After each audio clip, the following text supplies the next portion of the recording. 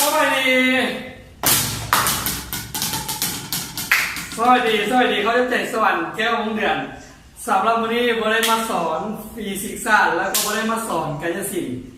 เขาจะมาเปรียบเทียบชีวิตของมนุษย์เขาตัวเขาเองตัว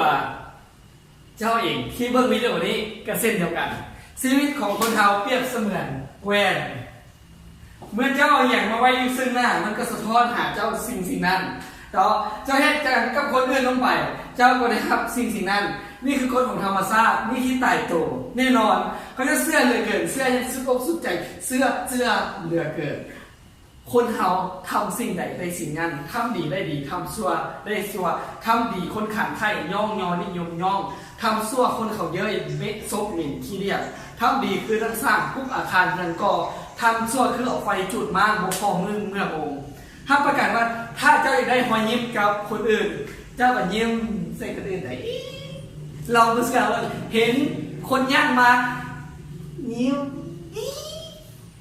เขาจะคิดถึงเขาบ้านนี่ก็สร้างว่าเป็นอย่างว่าเป็นอย่างถ้าว่าเขาให้จริงดีๆให้กับคนอื่นไปแล้วก็ต้องเสียดายถ้าจะเสื้อว่ามือหนึ่งมันจะย้อนมันจะให้สิ่งดีๆแก้เขาขึ้นมาเปรียบซะเหมือนที่แว่นที่มันเป็นก้นหนึ่งของธรรมชาติเมื่อเขามันใหญ่มันก็สะท้อนสิ่งนั้นให้เขาเห็น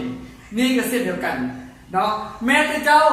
ใช้สังเกตความคิดของตัวเองว่าที่เบิ้งวิดีโอนี้ในขณะที่เบิ้งวิดีโอนี้คิดจังใดเนาะถ้าเจ้าคิดสิ่งดีๆเจ้าก็จะเป็นคนที่รับสิ่งดีๆนั่นไปแต่ถ้าเจ้าคิดสิ่งที่ไม่ดีเจ้าก็ได้รับนั่นไปอย่างน้อยเจ้าคิด